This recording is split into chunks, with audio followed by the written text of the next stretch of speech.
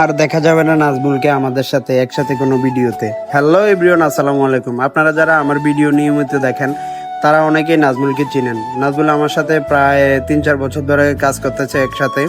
আমরা একই কোম্পানিতে কাজ করি। অনেকদিন আগে থেকে নাজমুল প্রবাসে যাওয়ার জন্য ভিসার জন্য অ্যাপ্লাই করে রেখেছিল। তো গত কয়েকদিন হয়েছে ওই ভিসাটা কনফার্ম হয়ে গেছে এবং নাজমুলের বাইরে যাওয়ার জন্য সবকিছু রেডি হয়ে গেছে। তো এই উপলক্ষে নাজমুল চাকরি থেকে রিজাইন দিয়ে দিল আর সবাই থেকে বিদায় নিয়ে নিল। তো আমরা বিদায় দেওয়ার জন্য ওকে ছোট্ট একটা আয়োজন করলাম অফিসের ভিতরে। অফিসের ছোট বড় সিনিয়র জুনিয়র বস সবাই নাজমুলকে অনেক পছন্দ করতো। তো ও চলে যাওয়াতে সবারই একটু মন খারাপ।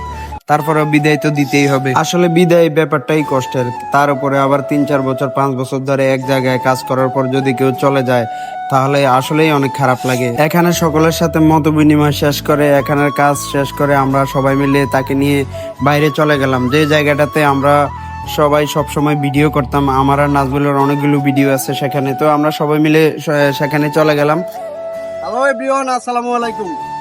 নাজমুল আমাদের সহকর্মী ছিল, আমাদের সাথে অনেকদিন কাজ করেছে এবং আপনারা বিভিন্ন ভিডিওতে আমার সাথে নাজমুলকে অনেকদিন দেখেছেন।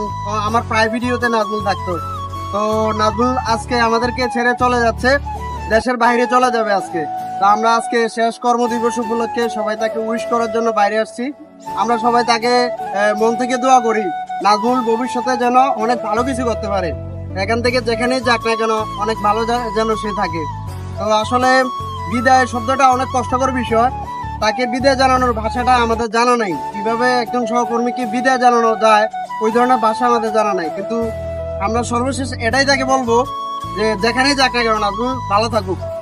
যদিও এই কথাগুলো হাসি মুখে বলতেছিলাম কিন্তু মনটা অনেক খারাপ ছিল তার জন্য। কিচ্ছু তো করার নেই, সবাই সব সময় পাশে থাকে না, সবাইকে একদিন বিদায় নিতেই হয়।